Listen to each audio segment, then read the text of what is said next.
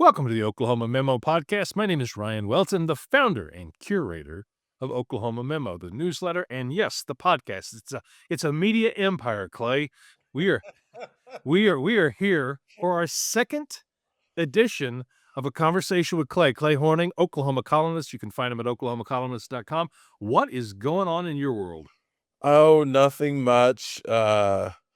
Just watching a fair amount of Oklahoma sports, reading the news.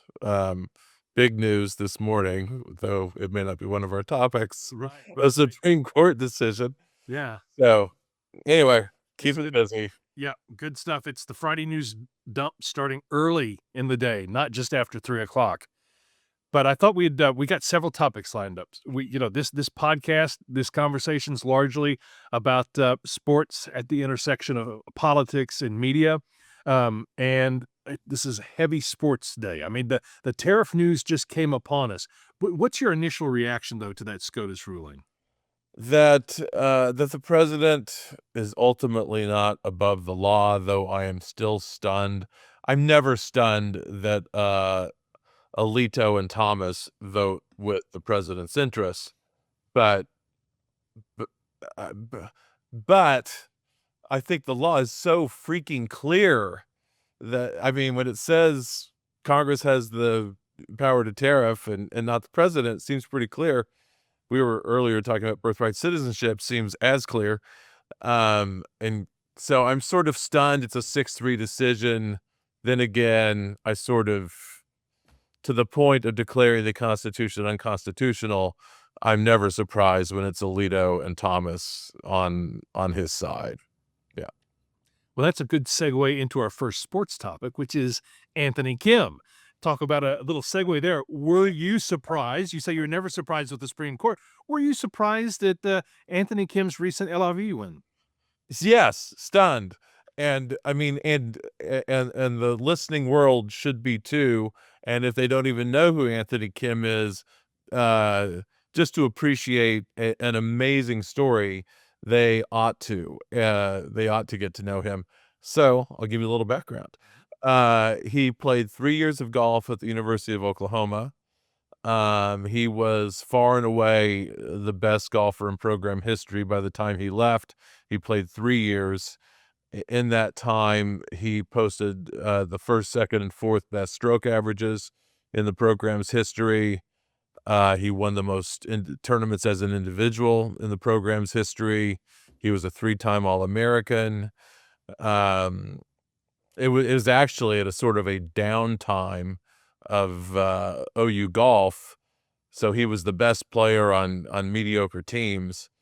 I don't know. I mean, this is digging deep for our audience, but Greg Grost was the coach of Sooner Golf when they won the, I want to say 89, but I fear I might be a little early on that. I think it was the 89 national championship. And Nate Hibble's brother, former Sooner quarterback, Ryan Hibble, has been the golf coach for some time now. This was in an in-between space of those programs. So anyway, here's the Anthony Kim won 3 tour events on the PGA Tour. He dominated Sergio Garcia at a Ryder Cup, famously, won 5 and 4. Small note about that, if you've read my column already, you might know this, but he beat him 5 and 4, which means he was up 5 holes. It was up 5 holes with 4 holes to play. Match over. That's match play in golf. He was walking to the 15th tee when he had to be told he'd already won the match. And if you watch the video, you see him walk back, and Sergio was gracious, but walked back to shake hands. But he was so in the zone that day. Anyway, he now I can't remember it off the top of my head, but he reached 6th in the world rankings at the end of 2008. I think he was, or maybe, yeah, now it gets fuzzy, but one year he was 24th at the year-end rankings. The next he was 31st. The next, I think it was 78th. And then he left the tour to repair his Achilles tendon in his leg in 2012, and he never came back. Just poof. I don't know if you remember Bobby Clampett from way back when. Tons of, this is early 80s, tons of talent, but then sort of couldn't get out of his own head. But this was not that. I mean, Anthony is similar to Clampett in talent, but he just left, man. You never heard from him again. He had substance abuse issues. He talked about thinking about maybe killing himself. And he was just gone for 12 years. He also, in an interview at Oklahoma City Golf and Country Club that you can find on YouTube with David Faraday, famed golf announcer, he explained that he'd had shoulder surgery, he'd had wrist surgery, he'd had his back fused, he'd had all these things, and there is this mysterious insurance settlement that Anthony has admitted that he had, but the terms of which are unclear. But he pocketed somewhere between $10 and $20 million, and the big talk forever, or rumor forever, was the terms were he could not come back on tour, having cashed it in. I don't know about that. Nobody knows about that. I feel like if Anthony wanted to share it specifically, he would. He hasn't. But whatever. The Live Golf Tour, which is funded by the Saudi royal family and their investment fund, which is really blood money given what they did to Adnan Khashoggi, the columnist for the Detroit Free Press. What is it, MBS? Is that the initials of the prince? But anyway, he was found by U.S. I'm getting far afield. He was found by U.S. intelligence services to have been responsible for that death. And a lot of people say the Saudis are sort of whitewashing or sports washing sort of their image. It was, the 9/11 pilots were Saudi. Anyway, so very controversial tour, but they were offering boatloads of money to PGA Tour golfers, and that tour got off the ground, most notably Phil Mickelson.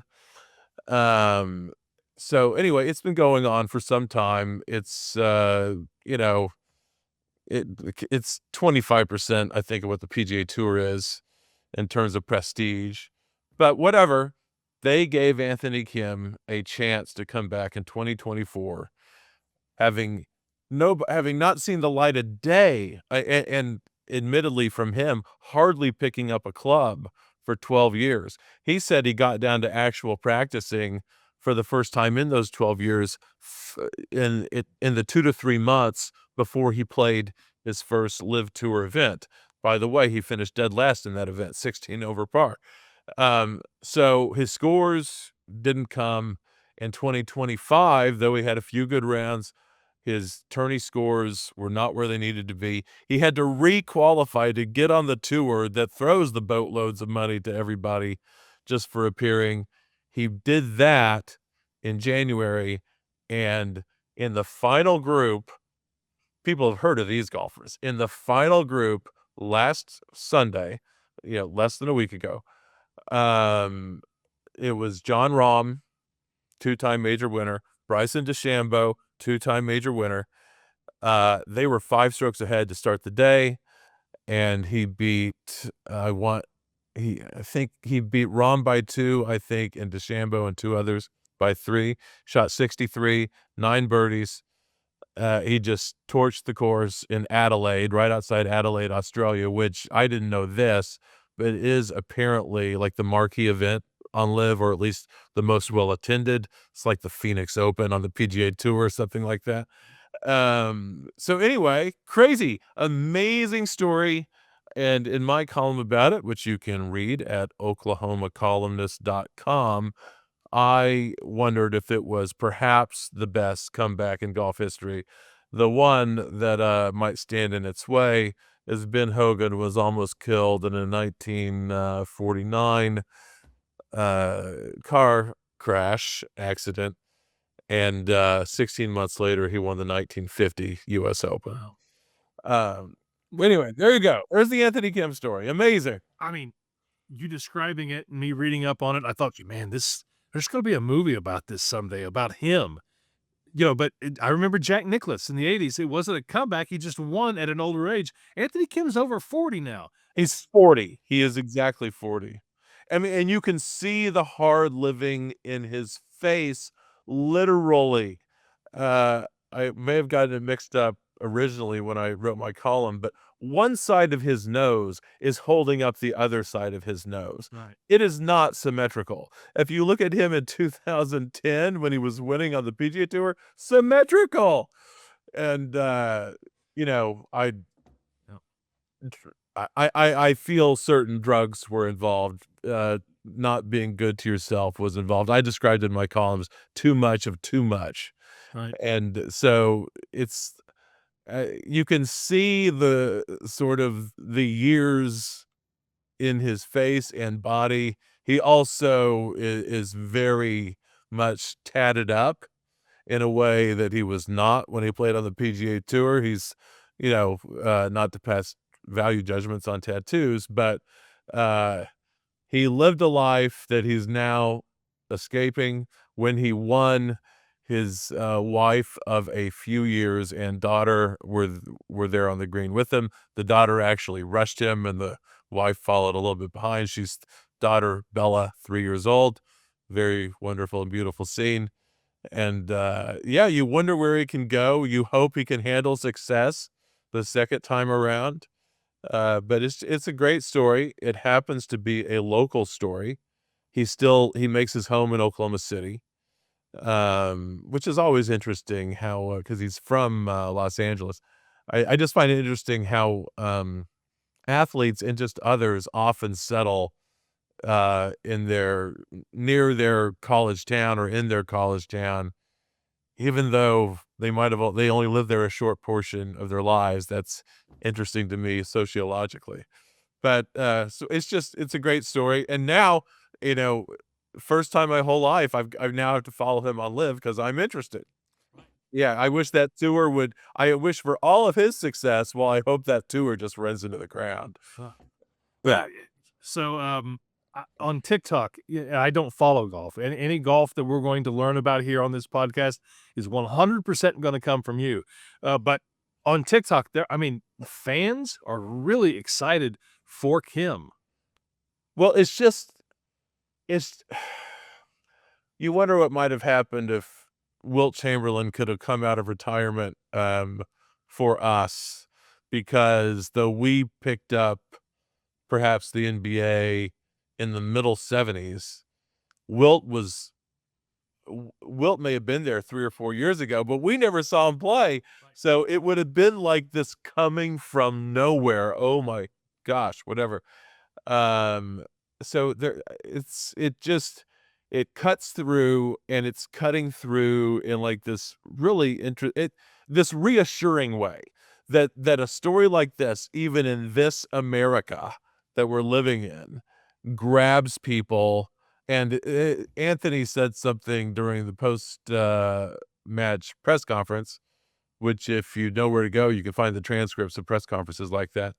But and he said the mainstream media is not going to pick this up. He was wrong about that. If just Google his name, and from Golf Digest to People Magazine to a big story from Doug Ferguson, who's been the golf writer for the Associated Press forever. It's people love. I'm convinced that in this moment, people love good news even more. So I think that would be the story there, and we'll just see where it goes. Well, go ahead. I should also mention what you have to say about Anthony Kim, return to it. But the thing I was going to also mention is the best story on the PGA Tour right now is also a former Sooner golfer named Chris Gotterup, who you might remember won the Scottish Open, and then the very next week gave a big run at the British, but did not win.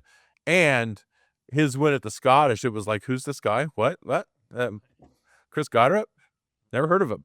And but eventually, like, he made it to the final. The PGA Tour has these quote playoffs. If you know how it works, the final tournament is like 30 golfers. He got that far last year. Also almost won the British, and he has won twice in the last month on the PGA Tour, which is bananas. And it means he and Anthony Kim both have three tour wins, PGA Tour wins, to their credit. I don't think Kim's live win will ever be part of he's won blankety blank, professional tour. It's the PGA Tour or bust on lists like that. Nonetheless, on this thing, which does have great players, in the top 10 of the event he won was Abraham Answer, another former Sooner golfer who left the PGA Tour for live, even though he was like top 50, top 75 in the world. So just lost a train of thought there. But anyway, amazing story. Sooner golfers are rolling across the globe. Yeah. What I was going to say is that in terms of good news, I firmly believe in sports.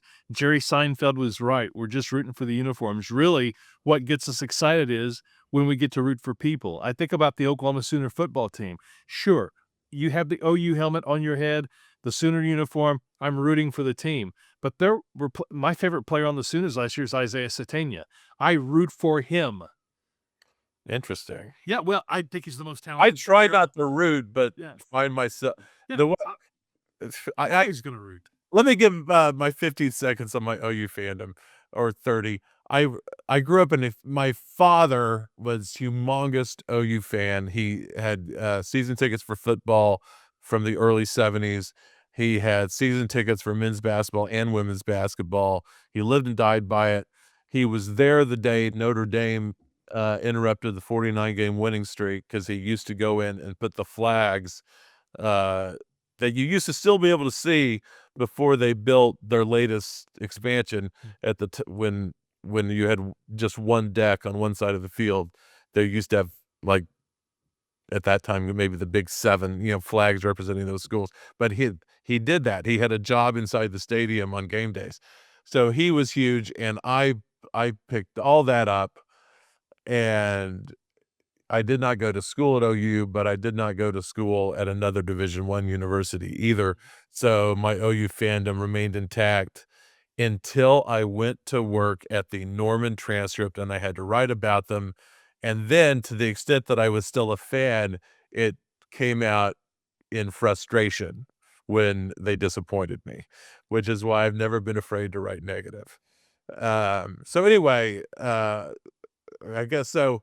I try not to be a fan still, because I still write, but I know that since leaving the everyday world of newspapers, it seeped back in.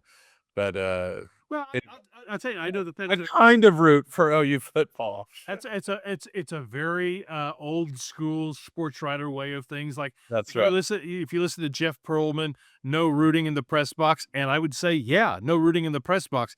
But I also think that, like with play-by-play announcers, I want a homer. I want a homer. I don't want somebody who's disassociated. Well, nor do I, which is why I don't want a homer typically, because I'll give you examples. Vin Scully calling the Dodgers, greatest who ever did it. You knew he was rooting for the Dodgers. You knew he was giving you the game as it was, not with, well, what would it be? I don't know what the particular shade of blue it's Dodgers did. I know it because my family, they're all Dodgers. It's like Pantone 134 or something like that. But if you watch the Thunder with the local announcers, it's horrendous. They it's when they see the officials tilting the game, specifically on the radio, Matt Pinto, the officials never have a good night with him, and they sugarcoat And Michael Cage, who I like a lot, is the color guy. Chris Fisher, I think, Chris is Fisher. the You bet. play-by-play. You bet. When the Thunder are performing poorly, it's more along the lines of, well, you just got to try to get back in the game. You know, you're still in there. That's all you want. All you want is a chance. No, when you're the best team in the NBA, you want more than a chance. You're supposed to be winning. And it's like they just adjust their expectations to meet the moment. Well, Do not have to be critical. as you and I both know, they work for the team. Yeah, All right. they do, but they do. But it is the case that many home team announcers, Right. Well, you know, the Mets broadcast booth, they're rooting for the Mets. Howie Rose is great, though. Who? Howie Rose? And he's on the radio. I'm thinking of Keith television. Yeah, Keith Hernandez and Ron Darling. Ron Darling and Kevin something. I tend to get the Major League Baseball package just so I can hear the games get called. So they're terrific. They're for the Mets, but they keep their team accountable. Brad Sham does a great job with the Cowboys. That's a good example. Yeah, that's he a works good for example. he works for Jerry, but and I've never. But Jerry allows him to be offended by the poor play of the team he's there to call. Right. Yeah. I mostly think of, in this case, Dave Raymond when he first started with the Texas Rangers. He just it didn't seem like he even cared. There would be home run calls. There'd be no excitement. Well, he was also following Josh Lewin, who was very much a fan favorite of the Rangers and was great and should be calling for a big league team. I think he's doing some work for the Orioles this year, but he's very much missed in Rangers land because of that enthusiasm. I will say, to Raymond's credit, most of the time with play-by-play folks, once you get used to them, you start to like them because they're your guy. They've been around for a while. I mean, that for me, that would be going back to Skip Carey and the Braves. Skip Carey, Ernie Johnson Sr., Right. Pete Van Wieren, and former Sooner Joe Simpson. And Don Sutton. Don Sutton Also, Yeah. which also takes you back to a time when it was not that uncommon for former players to actually do play-by-play. They'd trade it back and forth with the Braves. Mike Shannon did it for the Cardinals, and then it gets difficult. But yeah, well, the guys that call the Giants, who are Wayne Paper and what's his name? Kruko? Yeah, but former pitcher. Yeah. Yeah. No, so we'll have to do an episode on favorite play-by-play. I love watching the Giants for that reason. Wherever the guy who used to call Sunday Night Baseball for ESPN. John Miller. Yeah, you bet. He was with the he does Giants, but he also used to do Orioles. The guy who he does, I don't know, Gary Thorne. Gary Thorne to the Orioles. And who I miss calling hockey games. He was ESPN's #1 hockey guy. Though Sean McDonough, who is now ESPN's top hockey guy and like their #1 college football call also, I think he's the best guy doing it. He is my favorite broadcaster. Just the amount of information you learn in the course of a game he calls, almost not realizing that he was giving it to you as he did it. It's just... I agree. He's up there, so is Kevin Harlan. Yeah, right. He's a good one. He needs a #1 booth. So like Kevin Harlan. A segue. We started to segue into basketball, and then we got all adrift afield, as you said. Yeah, it's fun. Let's talk about Buddy Hield and him being recognized by the Sooners. But first, a quick Buddy Hield story. Okay. I was external communications manager, just a corporate communications dude for Love's Travel Stops and Country Stores, during a time when there would be various awards given out, including to the best college basketball player in the country. And I was, you talk about people who we have our top 10 list of OU players that we're going to talk about here. Buddy is right at the top of my very favorite players because he was just so great after an era where we hadn't had greatness for a while. And he had such a personality about doing it. And you could see that he was going to have at least a decent pro career. Well, I got to go to this event, and I have never been, having been a sports writer, a sports editor, having worked in press, I don't ask people for autographs. I don't collect them.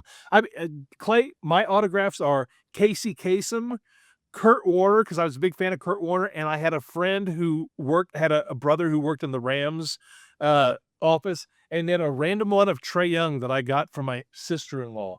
Outside of that, I don't ask for autographs. However, because of one of the employees there, a guy named Chris Corbez, who, by the way, is covering women's FIFA. He lives in Switzerland now. Talk about a life. Yeah.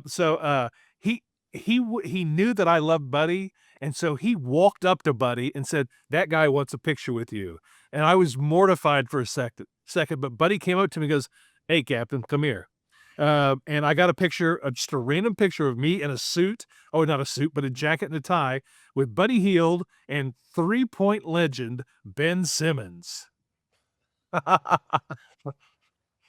All right. Well, that's a good one. Interestingly, I think I decided it was for my daughter. Nonetheless, I'm even ashamed to mention it, but I asked for one autograph in my lifetime that I had access to because I was a sports writer. That was Hollis Price. So that would be my favorite OU basketball player. And Well, they're honoring. he's on the list. Yes, he'd be on anybody's list. And by the way, may be the future coach of the Sooners. Maybe. Gosh, it's so interesting. Um, uh, Kellen, that is the son, of course, he's Samson's son. That is the assistant there that, well, he's seen as Samson's heir apparent, but I think he's also seen as, if you could pluck one guy off that staff, who would it be? It'd be Kelvin's son. And though I wasn't a beat writer anymore, I was a sports editor and columnist at the Transcript, when Kellen came on as an assistant for Kelvin before Kelvin left, all the beat people, and particularly John Shin, who was our beat person at the Transcript, were like, "Oh, we all, after Kelvin, we go to Kellen to see, like, you sure about this?" Stuff like that. And that Kellen just had a way about him and a way with them, and they just thought the world of Kellen. I imagine the big difference between him and his father is a comfort in his own skin, just knowing Kelvin as well as I think I got to know Kelvin when I covered him. But so it's always interesting to me when you hear about Hollis or Quannas White, point guard on the same Final Four team that Hollis was on. They are both assistants at Houston. And so if it's like, I have no sense of Hollis as a coach, none. I don't know what to say about the possibility. I just know that if he were to come, the fandom in me, it would be hard to hold back because I just think so much of him personally. So anyway, yeah, that's very interesting. And yeah, so where are we going? Buddy Hield. Buddy Hield, yes, he's being honored. His number, which I cannot recall. I know Tinker Owens wore number 11 in the 70s, but after that, 24. I don't know. I don't know. It's interesting. I can remember two numbers in my life. Johnny Bench wore number 5, and Tinker Owens wore number 11.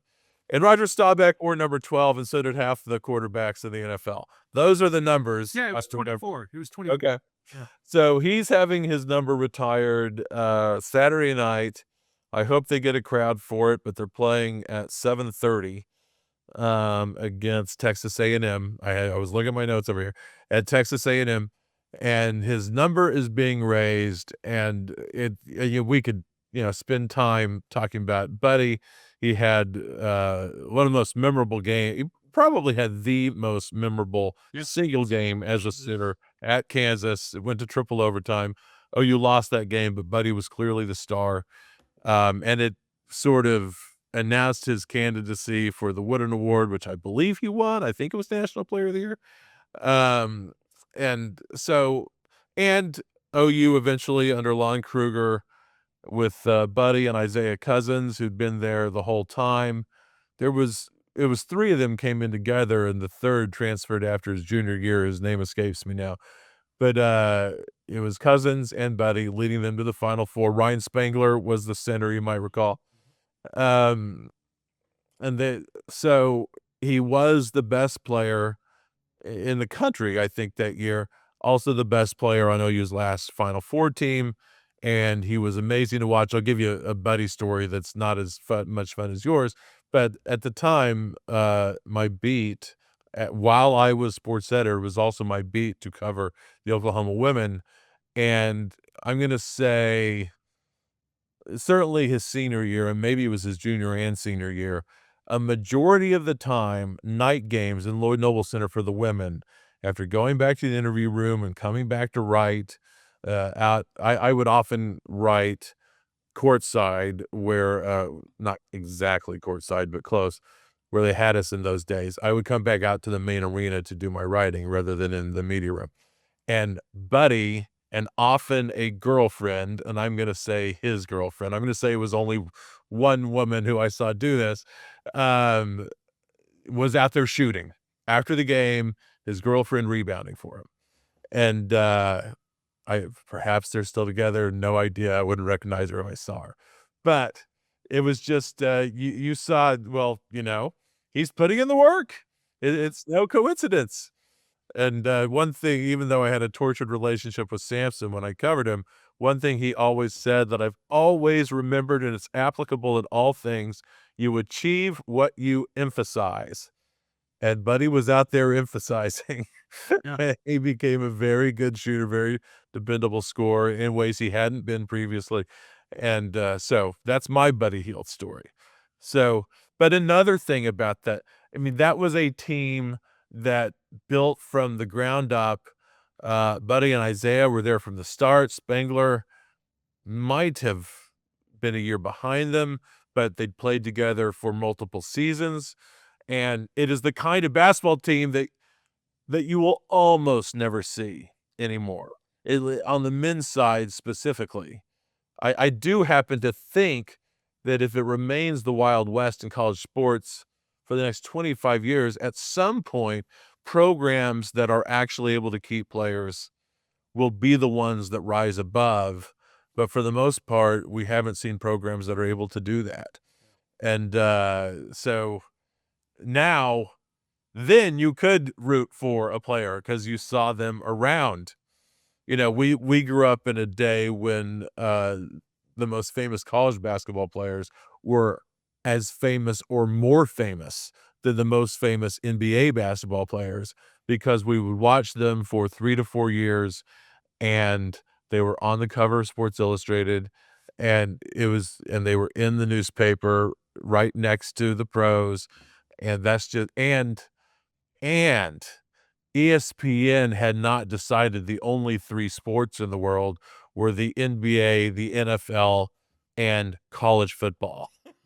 Yeah, Which is how it acts. growing up, Phi Slamma Jamma, and then At 1990, 5? and then the 1990 UNLV team. Quick funny story from way back in our day. The 1991 UNLV team that got upset by Duke in the Final Four. Yeah, that's the best team to never win a championship. I watched that game, Clay, from Chastain's, where I was guest DJing for a night. I don't know. I can't recall where I watched that game, but what I will say, and this is something we may dovetail into before the end of the show, is that I probably watched 25 UNLV games that season because they were always on at 9 or 9:30. Yep. School nights, perhaps I only watched the first half, I don't know, or eventually had to do my homework, or maybe I did it before, I don't know. But I was in high school at the time. No, I was in for 90, I was in college. But, yeah, for 86 through 90. Well, what am I thinking of? I'm thinking of Larry Johnson, UNLV. Right, which is 90, 91. Oh my goodness. That's okay. Well, the weirdness of memory. For me, those are high school memories, but I was in college from 86 to 90. Let me just make sure here. Okay. Start with your you put together a top 10 list of I did. basketball players of all time. Well, I'll finish my point on that, which is that ESPN had 6 games a week, not 60, and ESPN Plus did not exist, giving you every single game. So you still watched what was available before everything was available. And then because they were in the Pacific time zone, out in Las Vegas. It was the only thing on if you were a sports fan, and you could watch every game, and it's like, when the cable was new, we watched the Braves every game and the Cubs because that's what was on. Now everything's on. We don't have those memories of locking in to one team, maybe not even a local team. So, but Speaking of which, though, it was so much fun. Larry Johnson was there 89 to 91. Okay, well, I I don't know which season it was, but one season I think I watched dang near every game, or maybe it was even before Larry Johnson came along, because I think he may have overlapped with Stacey Augmon, but they weren't the same year. And anyway, unimportant. UNLV, great teams. Jerry Tarkanian. Okay, because we were talking about Buddy, I thought it might be cool to unveil a top 10 list of Sooners. And I fear this might be better for a whole podcast. Maybe we'll get some feedback and we can revisit it. But I think number one, Wayman Tisdale, not close by a mile. I think maybe best freshman in the nation might still be named after him, that award. Right about that. But Wayman, if you weren't, Wayman is like trying to explain the Beatles to somebody who came online after certainly after 1970, because he was just insanely amazing. He grabbed every rebound. He made every turnaround jumper, back when post shot turnaround jumpers. And it was nothing we'd ever seen before. He was like a 28 and 14 guy or something. Okay, Tisdale. Next, I was surprised. I originally had Buddy Hield number 2.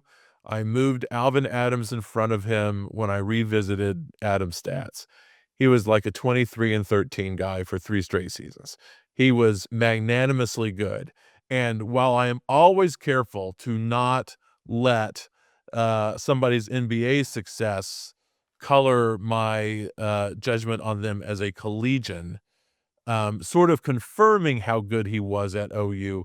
He was then NBA Rookie of the Year for Phoenix, and you can even make a case, led Phoenix to the NBA Finals, Game 5 of which they call the greatest game ever played. With another Bubble. with another Sooner in that, Garfield Hurd, coached by a former Sooner coach, Mick something. John McLeod. John McLeod. Yeah. Yeah. So the Phoenix was my team because Phoenix was OU's team. So I've got Tisdale, Adams, Hield, number 3, Stacey King, number 4. He was just always good and seemingly always there once he came along. It's interesting. We're sort of out of the space of remembering these guys singularly already, I think. But Stacey, what I remember about him was he had a broken finger on his left hand. He was a lefty. Didn't matter. Still made every free throw. Still made a lot of turnaround jumpers. So Stacey King, number 4. Hollis Price, number 5. Blake Griffin, who was also a National Player of the Year, number 6. I count off for only spending 2 years at OU. So he's down at 6. I have Mookie Blaylock, number 7. And that's sort of lifetime achievement. He was always in the starting lineup. He was always stealing the ball. He was always scoring.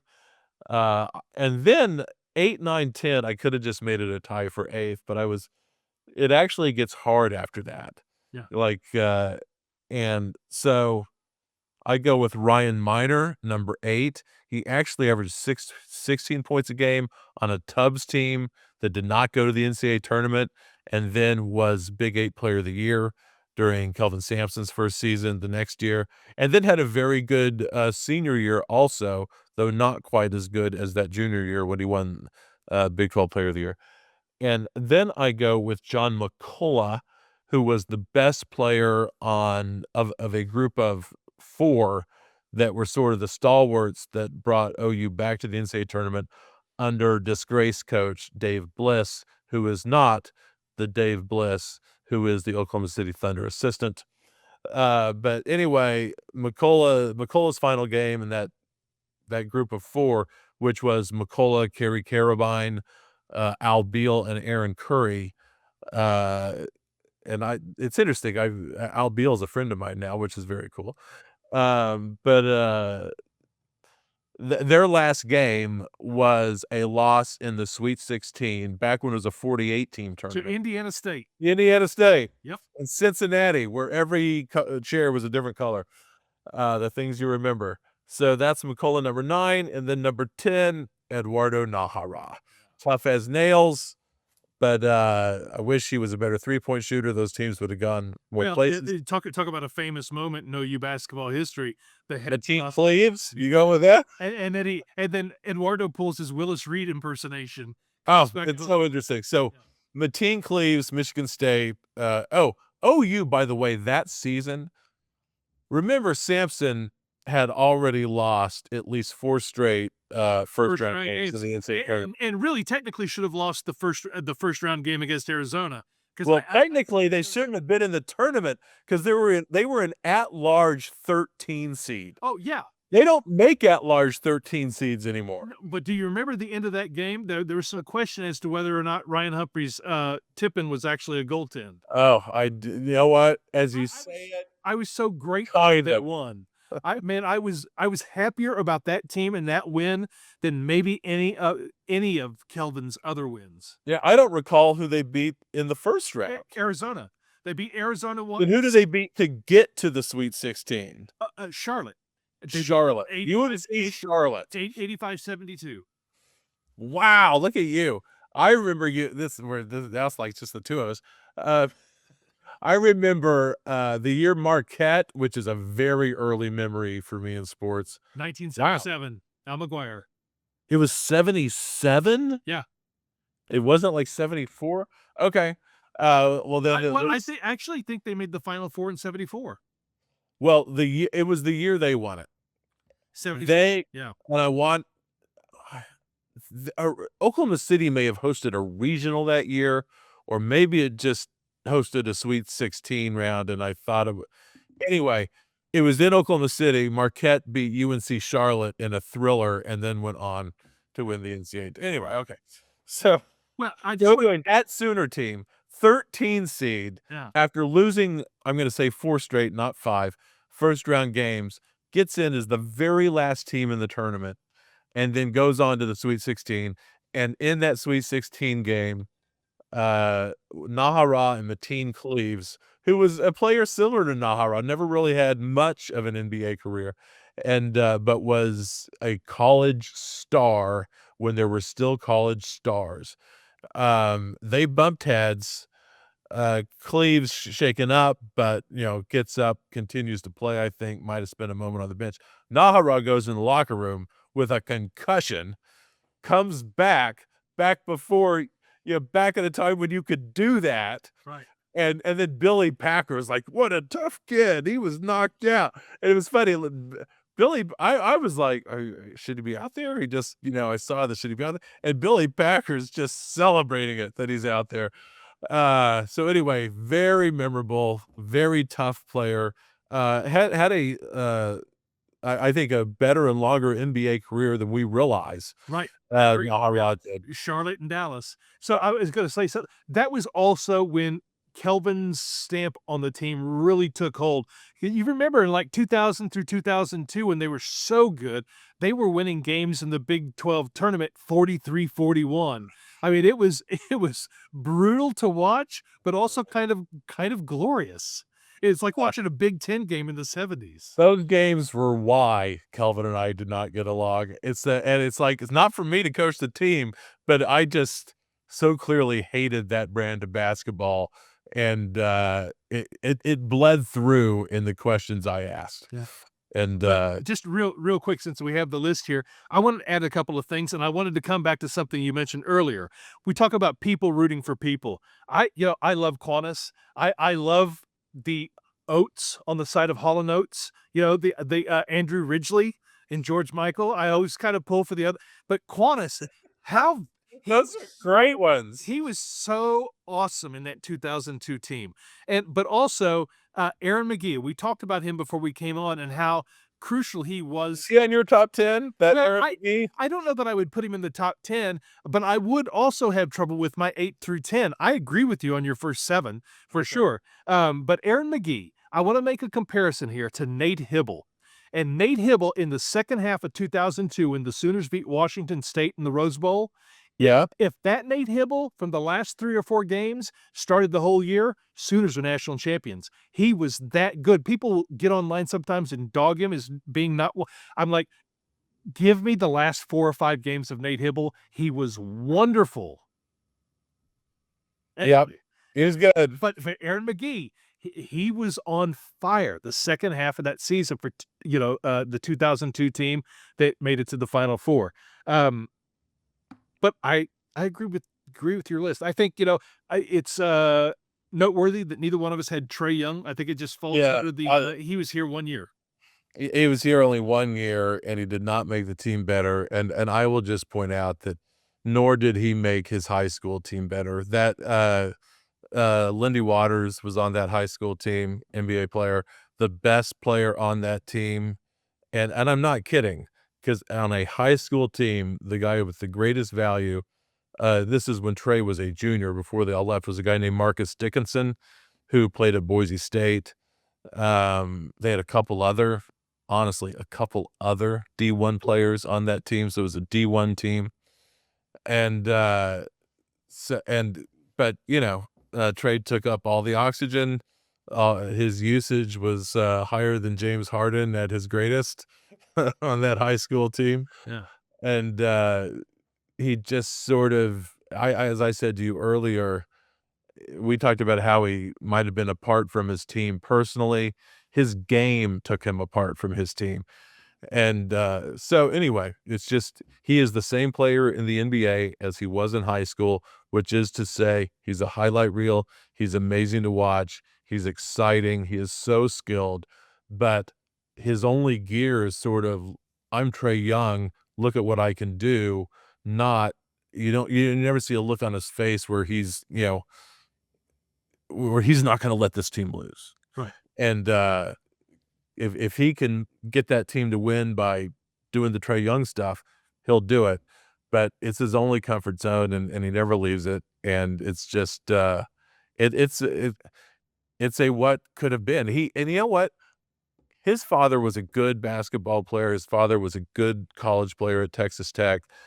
But Trae made himself the skilled guy that he is. I mean, I believe all that time in the gym. And we were getting calls about him at the transcript saying, you got to write a story about this guy when he was in 7th grade. Yeah. And so I will give him all the credit for even being sort of self-made. But it's, the space here about being able to sort of leave yourself to be a better version of yourself. He's never been able to do that. Right. Which is sort of a long way of saying he's not a leader. Right. And your best players need to be your leaders. Well, you think about teams that win titles. You look at the Oklahoma City Thunder. Shai Gilgeous-Alexander's the opposite.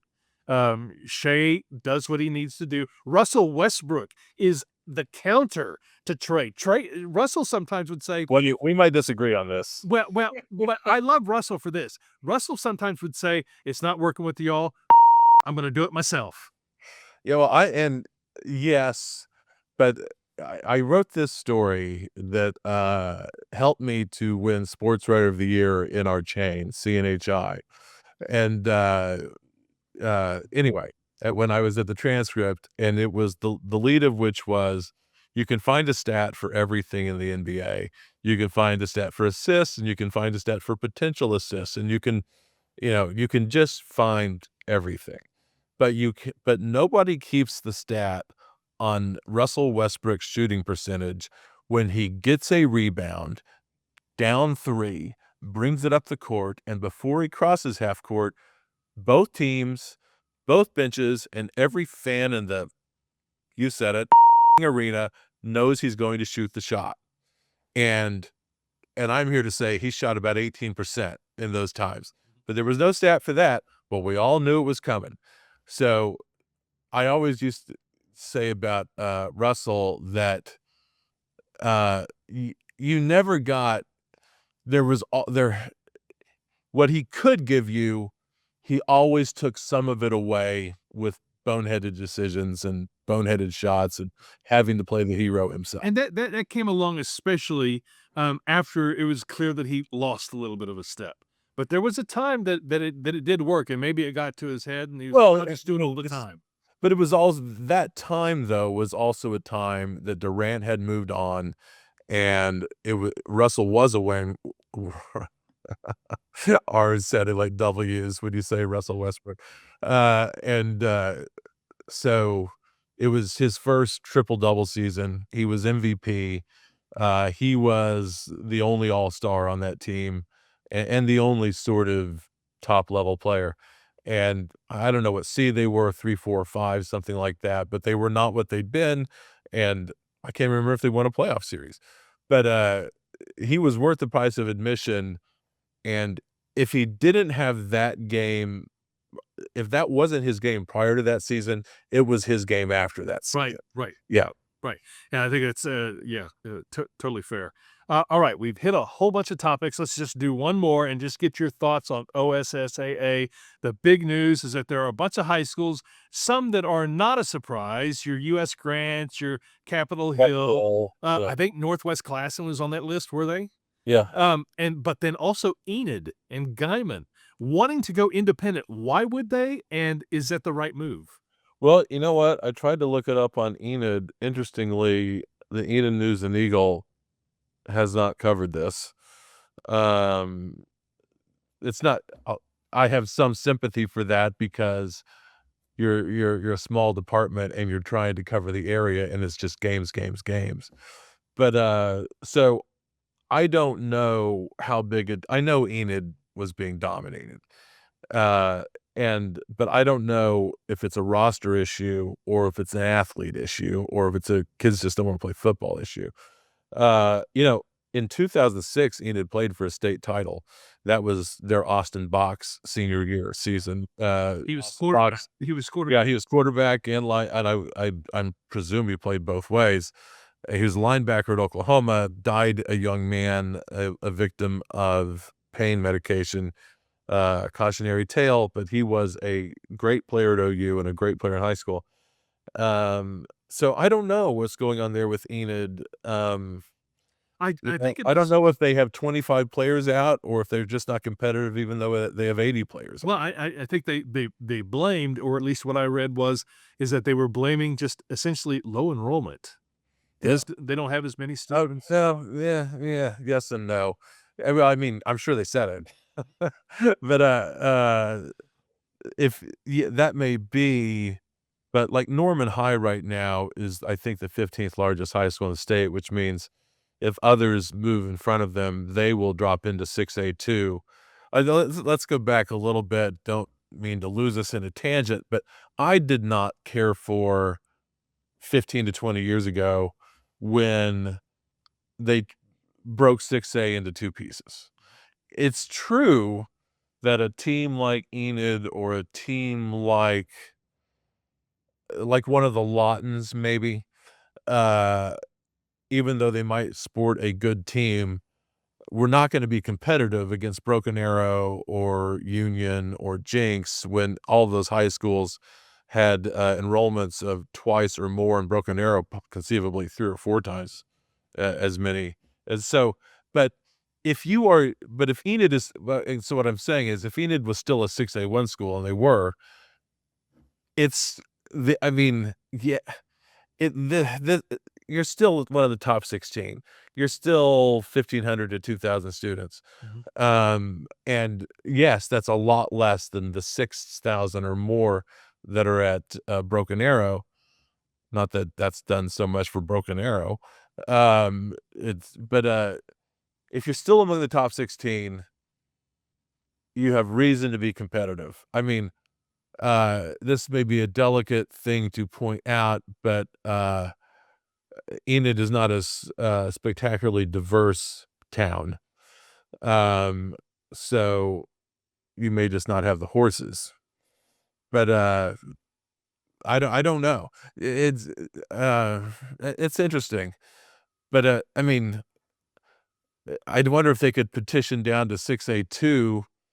But anyway, it's just interesting to me that Enid wants out. The other school, well, the Oklahoma City schools, Capitol Hill, Classen, John Marshall, Northwest Classen, Grant. That's not a surprise, and they ought to be let out of it. I don't know. I mean, they're not trying to petition their way into Class 2A or something like that. Right. Well, So you ought to just let them out. I I think was going to say, I watched the game between Deer Creek and Northwest Classen. They don't have enough players to field a football team. right. They're having to go both ways because they gotta. Well, my father was a 2-time member of the Oklahoma City School Board, and it's just I don't those are inner city schools where there may be no parent in the house, one parent in the house. Poverty is everywhere or something close to it, and there is just more on their plate than school. That's why you can't field a football team because, I mean, perhaps, you know, I don't know how big gang life is in Oklahoma City public schools, but even if it's not prevalent, um, the economics of the families that make up those schools, they're just under the gun, under pressure, you know, kids looking out for themselves very much. There isn't this structure that you have in Norman or Edmond, or Jinx or Union or Broken Arrow, um, where there is structure. I mean, their families tend to be middle class or better. Uh, they have a floor underneath them, these kids, in school districts like that. You don't have that in the Oklahoma City district nearly as much. Of course you do for many, but you don't for many. And so it's hard to build a roster of more than 60 football players, and even that would be low compared to the Norman, Edmond, and the Tulsa schools I mentioned, where you might have 100 kids on the roster. So they should be let out. The thing that makes that difficult, and I swear I read that the OSSAA had a meeting on this. Perhaps they've yet to come back with a decision because I couldn't find one. But I'm sure the OSSAA has mixed feelings about this, because that means well, I don't know how many of these are 6As. A lot of the Oklahoma City public high schools are less than 6A now. But whatever, if it's 2 schools that are 6A, now their state championship for 6A1 is between 14 schools. It's like winning your conference. It's like CFL. It's always going to be the same 19. Or it's like the NHL Original Six. Yeah. So I understand that, which is why I was never in favor of making it a 16-team thing anyway. I like the 32-team Class 6A, and if that just meant there were 12 schools, or if that meant there were 6 or 7 schools that were never going to make the playoffs, so be it. Because It's an even better story when they do make the playoffs. that's true. And I want to say, there were Norman High and Norman North, who I covered, who were often good teams. They also had no chance against Jinx and Union. And to this day, they've made, they've beaten Owasso here and there. Norman North has gone to 2 state title games.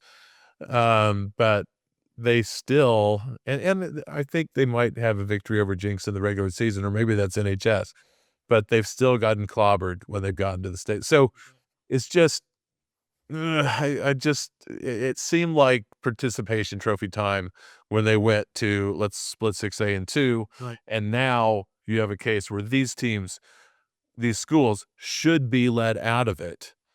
But the OSSAA may be on the other side of that, because it continues to water down their state title. Now, if they don't let them out, I mean, they could just forfeit those games and the embarrassment will be the same.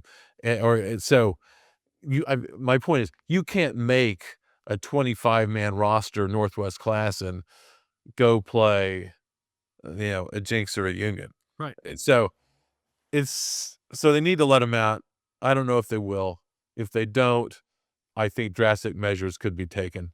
Right. And sorry, I got very low in the screen. That's But looking down at you. so it's a tough situation, but my sympathies are with those particularly Oklahoma City public high Well, schools. as we wrap up here, I want to give you my quick memory. I saw Norman North beat Union at the stadium right behind Norman High School before they Right. had their own stadium. And I remember my wife and I, we were still dating at the time, but we liked going to sporting events together. And in particularly, I saw this one guy on the Timberwolves team catching passes. And I was like, shit, this guy's real good. The way he actually catches with his hands, I was like, oh, he's a tight. She asked, I think my wife asked, is that Drake or Isaac? I was like, no, I think this is a guy named Charlie Kolar. I said, you should be recruiting that kid. I said, that's a guy I could see as a professional tight end.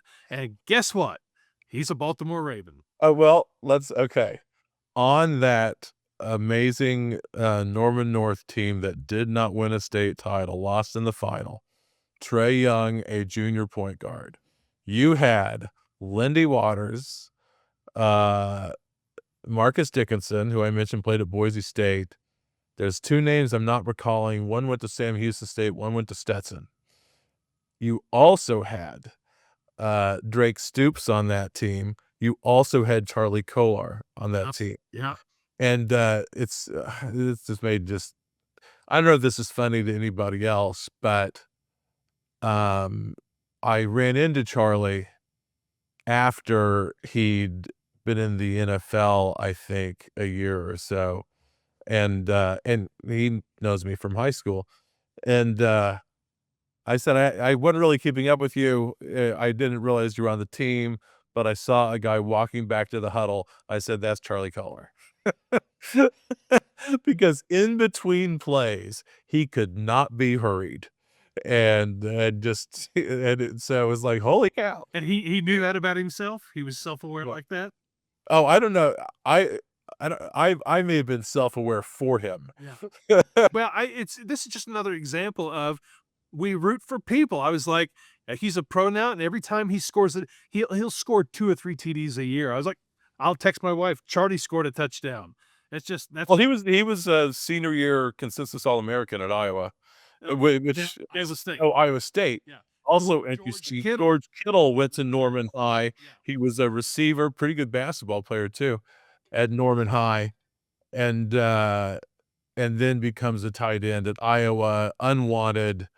Not so well. OU eventually did offer Ryan Broyles scholarship, but it was at the very end of the process. He committed to OSU. Yeah. So who are we talking about? San Francisco wide receiver. San Francisco tight end, George Kittle. Answer the name escaped me for a moment. Yeah. So just interesting. Another, we started with Anthony Kim. We have this come out of nowhere theme. So good, nice receiver at Norman High, All-American tight end. Well, and so as we watch the Sooners and we voice our frustration, what's it been the past few years? Okay, it's great you bring Jaron Kanak over as a tight end and then don't use him, but the Sooners, you used one and then you quit using him. That's what I'm saying. But the Sooners have lacked a tight end. I will tell you, go back to the Lincoln Riley days, and you had two right there, George Kittle and Charlie Kolar. Look, if Mr. Magoo can see that he was going to be a good tight end, God bless. I think Bob Stoops was at that game. If somehow it eventually doesn't work out for Brent Venables, and I think we all love the guy, and because he had this playoff season, we all want to believe in him. One theme might be that, and here's where I come back to Kanak. It was working. They quit throwing to him. The head coach has got to step in. What are you doing? Right. What are you doing? Just as, I thought Jeff Lebby taking over at Mississippi State, he had been Brent's original offensive coordinator. Yeah, he went through D coordinators, but he had Lebby for a couple of seasons. I thought that was a boon to OU to get him out, because I don't know how many times on 3rd and 6, he ran it up the middle Or jet something sweep. like that. The jet sweep. Yeah, I just thought he was a terrible play caller. But then Seth Luttrell comes in. Well, they have all these injuries, but I would notice spaces where the head coach has to step in and tell his coordinators, right now we need to do X, whatever.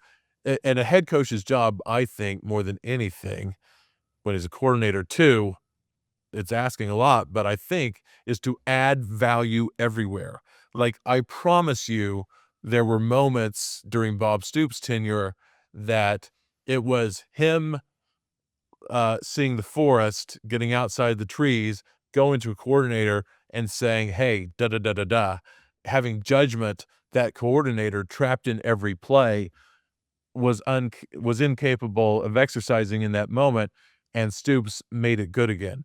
And I have noticed many times, whether it's personnel on the field or play calling or something like that, where I'm looking for Brent Venables to step in, and by seeing what happens next, I know that he hasn't. So that could be part of it. I don't know. I mean, it's a long way to go. Just saying, why didn't Jaron Canick have the second half of the season he had in the first half? But I feel certain it wasn't his fault. When he did get the ball thrown to him, he tended to catch it and do something with it. You bet. So, yeah. Well, I don't know if that's a weird place to end it on Jaron Canick. Well, we've come. We should track that, where we start, where we end. Yeah. Anthony Kim. We talked about Buddy Hield. We've talked about Nate Hibble, Aaron McGee, Quantaswaya, Hollis Price, Ben Simmons got a mention today. We talked about Kurt Warner and Casey Kasem got a mention. Can we get Jimmy Connors and Stefan Edberg in? We should be able to. Yeah. We talk about a little. Well, you know what? A A thing we were going to talk about, and we hit too many tangents, but I know we'll talk about in the future, was how we watch sports now. I think that should be its own episode. Yeah. Okay. Well, we can do it. And I mean, there was a time when we knew Jerry Rice just as well, or we knew Ivan Lindell just as much as we knew Jerry Rice. 100%. And there was a time when we knew tennis players more than we knew golfers. Also, the U.S. was dominating at that time, and so, but also, you could do a whole thing on just ESPN's role in this. Right. When ESPN didn't have all the contracts, and therefore covered everything in SportsCenter, and everything was sort of equal. Davis Cup tennis, for instance, that was huge on ESPN. We were a more diverse sports watching culture, and I miss it. I miss knowing who the best miler in the world is. I miss being able to follow boxing. Are you familiar with this TV show, Sports Night? Yes. It's one of my favorites of all time, and they do a lot of that in there. It would make you very much reminiscent. I mean, I do not watch the midnight Sports Center or the 1 a.m. or whatever, the last Sports Center. Is it kind of like the old days? Because to me, I trace it to ESPN emphasizing only 3 or 4 things. And I also trace it to Sports Center kind of going away as we knew it, as a highlight show. And anyway, yeah, we got to talk about that. It's 100%. We'll make that a future episode. But before we get out of here, I want to remind folks of where they can find you. Go to oklahomacolumnist.com, and people can subscribe and even maybe ship in a few dollars. Yes. It is. It kind of comes and goes, but always there's more free on it than there is behind paywalls. But anyway, but I only ask for $6 a month or $60 a year. I'll put it out there. I have more than 2,000 free subscribers.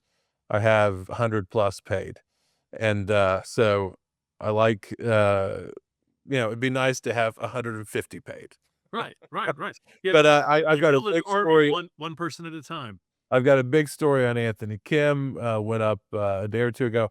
Today up will be another catching up to the Oklahoma women.